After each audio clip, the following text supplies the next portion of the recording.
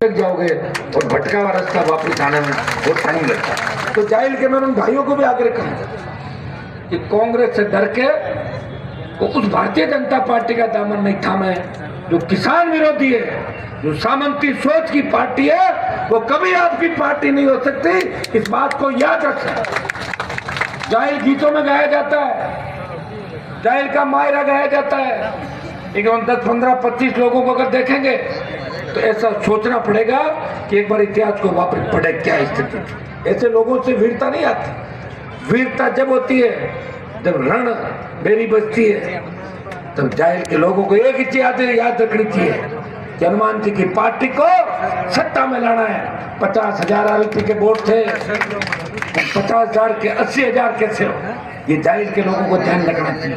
मेरे कोई फर्क नहीं पड़ेगा, बता दूं आप से जितनी मजबूती जो राजस्थान में किसी इलाके में है, भोपालगढ़ में पिछली बार 2 विधायक दिए थे, जीता।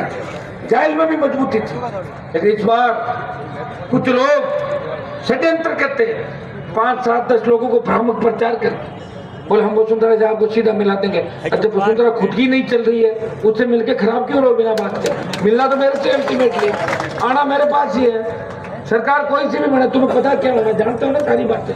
और अब बात तय है कि सरकार राष्ट्रीय लोकतांत्रिक पार्टी और आजाद समाज पार्टी के गठबंधन की राजस्थान के अंदर बनेगी।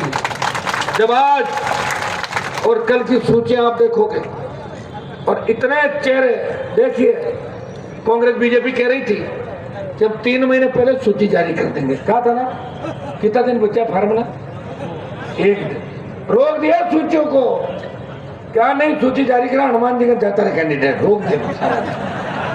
भाई मेरे ले जा रहे हो तो मैं भी तो लाऊंगा, मेरा आदमी ले जा रहा, मैं नहीं लाऊंगा जवाब, और मैं अच्छे लोगों को लाऊंगा। अगर कोई भ्रष्टाचार में जेल गया, नहीं लाऊंगा। एक आदमी आना चाहता है मेले बन जाए, मैं लाऊंगा उसको। रोज ये मीडिया वाला कहेंगे तो भ्रष्टाचारी था, भ्रष्टाचारी था, कैसे लाऊं उसको बताओ। किसी ने कोई डकैती कर ली, कोई नशे के कारोबार में पकड़ा गया कहीं, तो जो ऐसे व्यक्ति को मैं नहीं लेकर आऊं जो आरोपी है, क्रिमिनल मेंटेलिटी के। और अगर किसान है तो भाइयों ये जो खेल है, ये आप अच्छी तरीके से खेल पाते।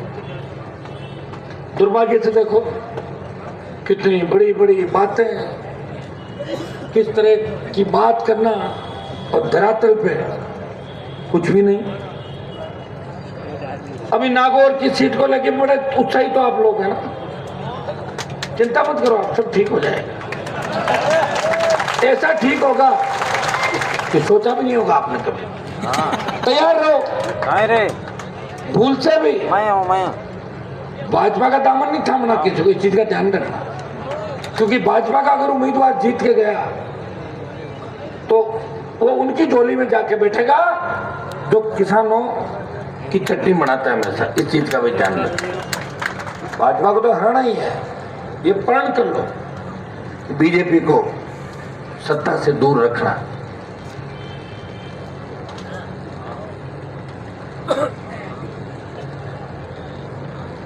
और कांग्रेस पार्टी को इस 5 साल में आपने देखा होगा, मैं 98 से 3 गहलोत की सरकार मैंने देखी, 8 से 13 देखी, लेकिन 18 से 23 की जो सरकार है, हर पेपर लीक हुआ, बजरी माफिया का आतंक, दलितों के साथ अत्याचार, दलित युवतियों के हमारे वीडियो वायरल, जिसमें मेरे ऊपर भी एक मुकदमा हुआ, 200 रेलवे स्टेशन पर चालान हुआ, उसके अंदर किसानों पर अत्याचार, किसान कर्ज माफी, नौजवान आत्महत्या, जातीय जेल, और भारतीय जनता पार्टी विपक्षी भूमिका नहीं निभा पाई। मुख्यमंत्री के करीबी, चाहे मेघ जोशी हो, चाहे नावा, बेगू, हिंडोल, बाड़ी, यहाँ के विधायक मंत्री, जिस तरह के नाम आए गंभीर अपराधों के अंदर, और मुख्यमंत्री जी ने उनको बचाने का प्रयास किया, उस वक्त भारतीय जनता पार्टी नहीं बोल रही थी। जब बीजेपी सदन के अंदर कांग्रेस से हाथ मिला के बैठी हुई थी, उस वक्त अगर राजस्थान के किसान जवान और आम आदमी की आवाज को विधानसभा में कोई उठा रहा था तो आरएलपी के तीनों विधायक प्रदेश को बचाने का काम कर रहे थे। वो सड़क पर लड़ रहे थे, सदन में लड़ रहे थे, वो पेट्रोल डीजल की बड़ी कीमतें कम कराने की बात कर रहे थे, वो राजस्थान को विशेष राज्य का दर्जा दिलाने की बात कर रहे थे, वो राजस्थान के अंदर ईस्टर्न कैनाल ERCP को राष्ट्रीय सिंचाई राष्ट्रीय परियोजना घोषित करने की मांग कर रहे थे। वो चाह रहे थे कि हमारे सपनों का राजस्थान हो, न टोल लिया जाए, न किसान से बिजली के बिल वसूले जाए, न बिजली के थाने हो, आम आदमी का सम्मान हो, कर्ज मुक्त किसान हो और डिग्री से पहले रोजगार की गारंटी हो। तो इस नारे के साथ इस प्रदेश में कोई चला और माफिया राज को खत्म करने का प्रयास किसी ने किया तो आरएलपी के योद्धाओं ने, आरएलपी के जवानों ने जहां भी चले अन्याय हुआ वहां बैठे उस व्यक्ति को न्याय दिलाया, हर वर्ग हर जाति को न्याय दिलाया। इसीलिए हर वर्ग और जाति के लोग आज इस मंच पे बैठे हैं। मैं धन्यवाद दूंगा कि खींवसर के मेरे तमाम, नागौर के मेरे तमाम उन जितने भी जनप्रति सरपंचगण, खरनाल से लेके हमारी टीम पूरी, वीर तेजा जी महाराज की टीम, सारी प्रधान जी, रूपाराम जी, भूबिया, थोड़ा आगे बैठे। प्रधान जी मेरे पिताजी के पुराने साथी हैं, सीताराम जी नायक और सत्याराम जी देवासी। मैं इनको इस बार चाहता हूँ कि स्टार प्रचार के रूप में रहे, लेकिन सीताराम जी का मानस अभी रात को बता देंगे। इनका चुनाव लड़ने का मन, लड़ा दूंगा चुनाव, तैयार है इनके लिए, 4-5 सीट तैयार है। कल सीताराम जी की सिफारिश पे पीली बंगाल से मैंने एक नाइक समाज के कैंडिडेट को उतारा था, बाबरी समाज से भी मेहता से लड़ रहे हैं, मेघवाल समाज के भी उम्मीदवार उतारे, प्रजापत समाज को भी लूणी के अंदर मौका दिया। तमाम समाजों को जो आप सूची पढ़ोगे आरएलपी की, उसमें आपको लगेगा जो भी टिकट मांग रहा है, प्रयास कर रहा, रावत समाज, तमाम समाज, आप देखेंगे आज और कल जो सूची आएगी उसमें निश्चित रूप से आपको सर्व समाज दिखाई देगा। आपको लगेगा कि नए राजस्थान के निर्माण वाली पार्टी है। और मुझे धन्यवाद इस बात का दो कि लंबी लड़ाई के बाद पहली बार देश में बात चली कि राजस्थान अब वो प्रांत नहीं रहा जहाँ थर्ड फ्रंट नहीं हो सकता। अब राजस्थान के अंदर भी तीसरे विकल्प की परिकल्पना की जा सकती है। अब राजस्थान की किसानों की ओर क्षेत्रीय पार्टी सत्ता की ओर बढ़ रही है, उसे सत्ता की ओर बढ़ते उनके कदम को रोका नहीं जा सकता। ये अगर बढ़ाऊं आपके लिए, मैं बेगा बेगा रिसाई जो और मैं ही रिसाऊं, 5 राज्य हो जाऊं, 6 राज्य हो जाऊं। 5 साल में छोटी मोटी कोई बात होगी वह 5 साल में अगर क्या कि आप तो जानते हो कि परेशान आदमी जब वो व्यवस्था को ठीक करना चाहता है, उसे लगता है कि उसके आसपास की टीम काम थोड़ा सुस्त कर रही है तो उसे गुस्सा आ जाता है। मेरे पास तो हर व्यक्ति काम लेके ही आता है, रैलियों में आप संख्या लेके आते हो।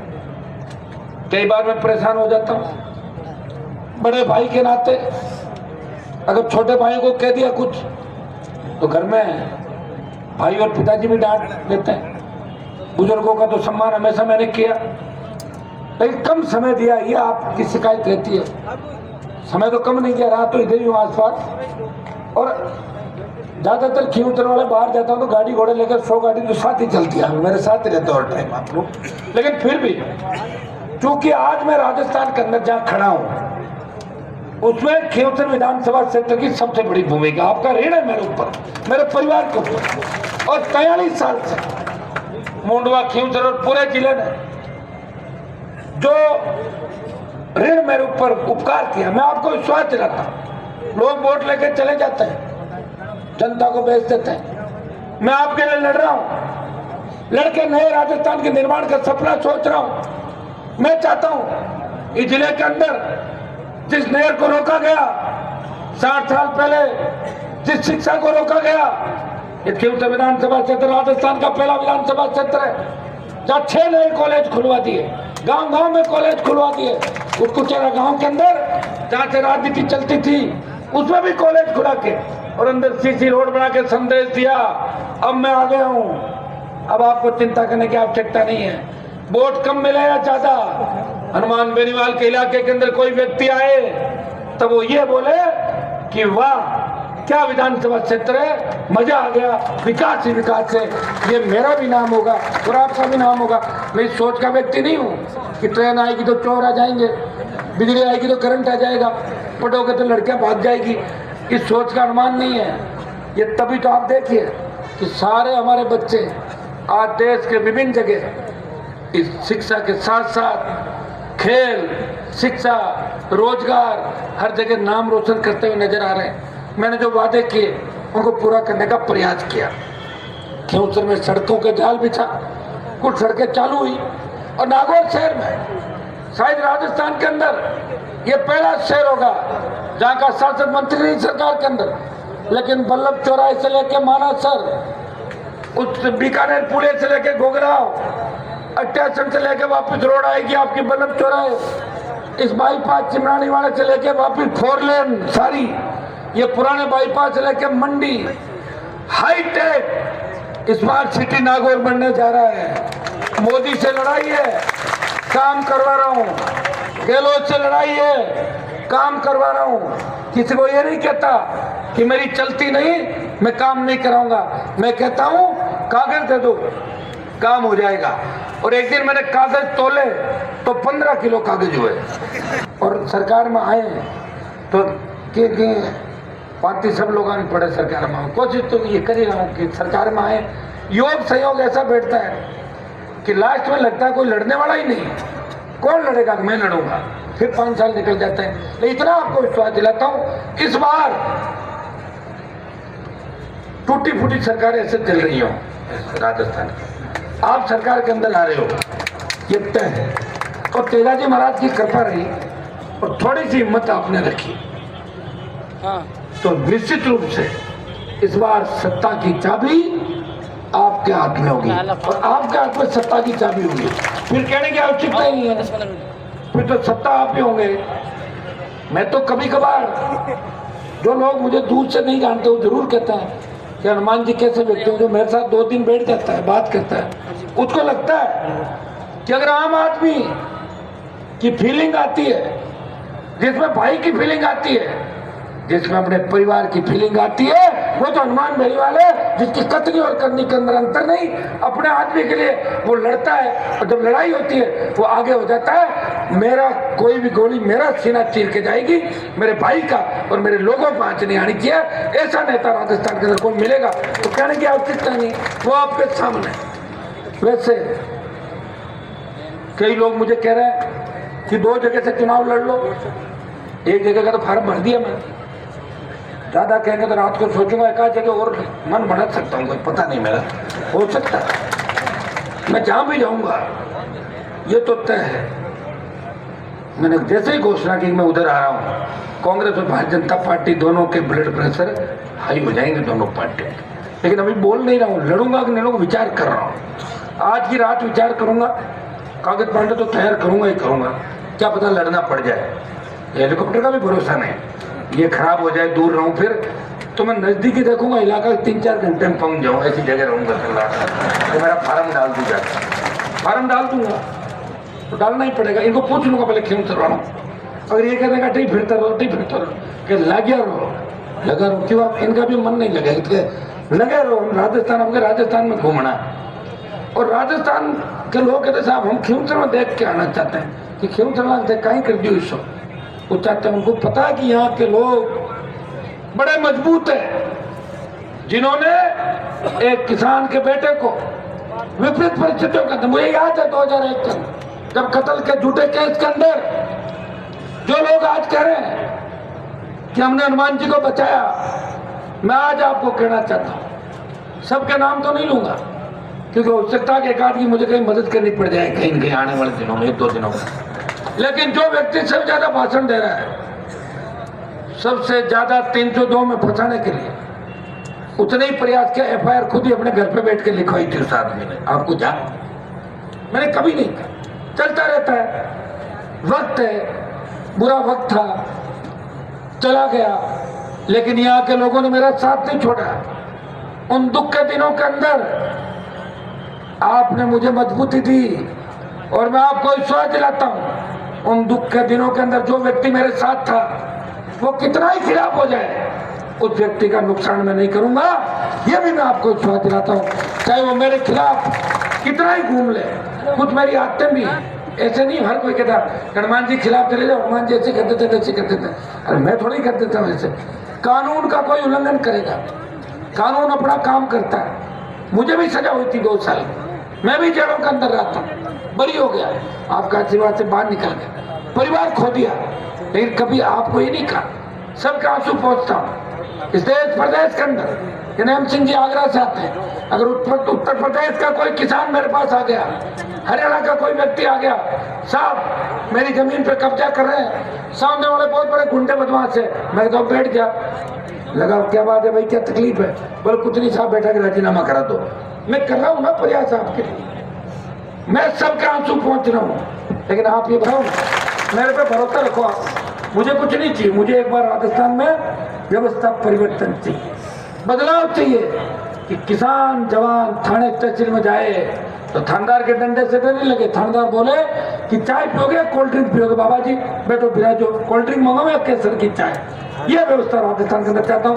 क्योंकि समय भी काफी हो गया, हमें खींवसर भी पहुंचना है और धीरे धीरे आपको एक मैंने शपथ दिला रखी है, गाड़ी की स्पीड क्या होगी 60-70 में जाऊंगा और धीरे धीरे आपको चलना है। अपने खींव तक चलेंगे, उसके बाद मैं वापस आऊंगा, फिर मैं जयपुर जाऊंगा और दोबारा आपको मिलेंगे। बहुत बहुत आपको धन्यवाद। जय हिंद।